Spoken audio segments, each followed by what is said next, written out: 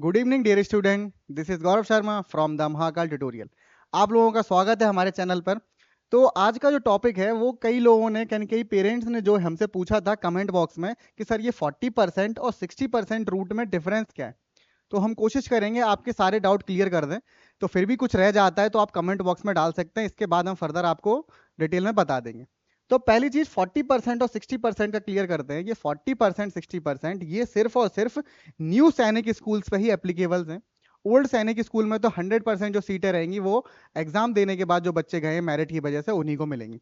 तो एक एग्जाम्पल लेके समझाता हूँ कि 40% 60% किस तरीके से होगा ये।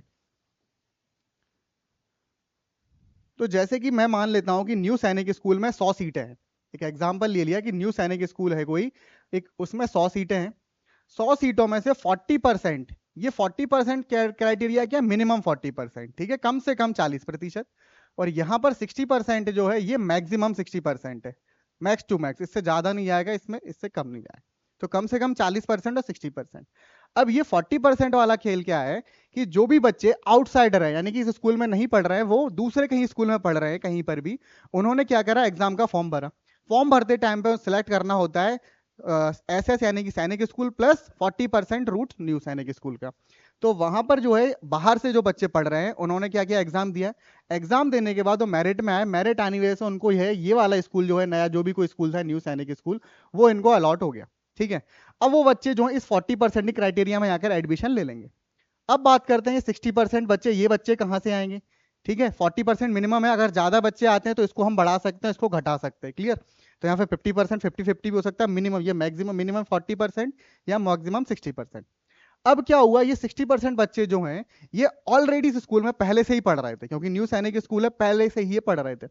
अब ये जो पढ़ रहे थे वहां सैनिक स्कूल में, तो इन्होंने क्या करा, एग्जाम का फॉर्म भर दिया। फॉर्म भरा सैनिक स्कूल का एग्जाम का, तो एग्जाम उन्होंने क्लियर किया, मेरिट में आ गए। मेरिट में आने की वजह से उन्हें जो है ये वाला स्कूल फिर से मिल गया। ठीक है, इसी स्कूल को उन्होंने चुना और ये मिल गया।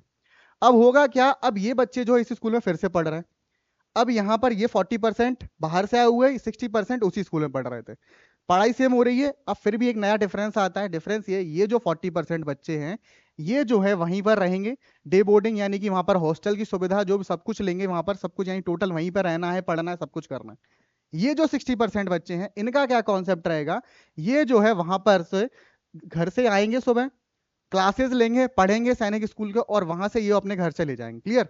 तो इनका कॉन्सेप्ट क्या है, ये हॉस्टल में रहेंगे और ये सिर्फ और सिर्फ पढ़ने आएंगे। ठीक। अब बात करते हैं कि ये पढ़ेंगे। अब जो ऑलरेडी सैनिक स्कूल में पहले से जो बच्चे पढ़ रहे थे सारे के सारे तो सिलेक्शन हो नहीं जाएगा। उनका क्या होगा, क्या सर इन्हीं के साथ बिठा दिया जाएगा, उन्होंने नहीं, उन बच्चों ने एग्जाम नहीं दिया है या फिर देने के बाद क्लियर नहीं किया है, तो उनके क्लासेस जो हैं इन सैनिक स्कूल के इन 100 बच्चों से अलग ही रहेंगे। इन 100 बच्चों से अलग इनकी सीटें मिलेंगी। ठीक है, उन्हें अलग क्लास में पढ़ाया जाएगा, इन्हें अलग क्लास में पढ़ाया जाएगा। क्लियर। और ये न्यू सैनिक स्कूल वाला कॉन्सेप्ट है अभी फिलहाल में सिर्फ और सिर्फ 6th क्लास के लिए है। 40% 60% सिर्फ 6th क्लास की। 9th क्लास में न्यू सैनिक स्कूल का भी कोई कॉन्सेप्ट आया नहीं, सिर्फ और सिर्फ ओल्ड सैनिक स्कूल का चल रहा है। तो मैं समझता हूं कि आप लोगों को ये सारे डाउट क्लियर हो गए होंगे, समझ में आ गया होगा 40% और 60% में क्या अंतर है। फिर भी आपको कुछ डाउट रह जाते हैं, कुछ लगता है कि कुछ एरर हो गई है, बोलने में गड़बड़ हो गई, जितना भी हमें इन्फॉर्मेशन मिली है उस हिसाब से मैंने अपनी तरफ से सबको सही बताया, फिर भी गलत होता है तो आप कमेंट में बता सकते हैं, तो उसको हम आगे सुधारने की कोशिश करेंगे। और अगर आपको और कुछ डाउट लग रहा है कि सर ऐसा कुछ और होना चाहिए, तो वो भी कमेंट में बता दीजिए, तो उसको हम आगे सुधारेंगे। तो तब तक के लिए बने रहे हमारे चैनल पर। तो मिलते हैं अगले वीडियो में। Bye bye.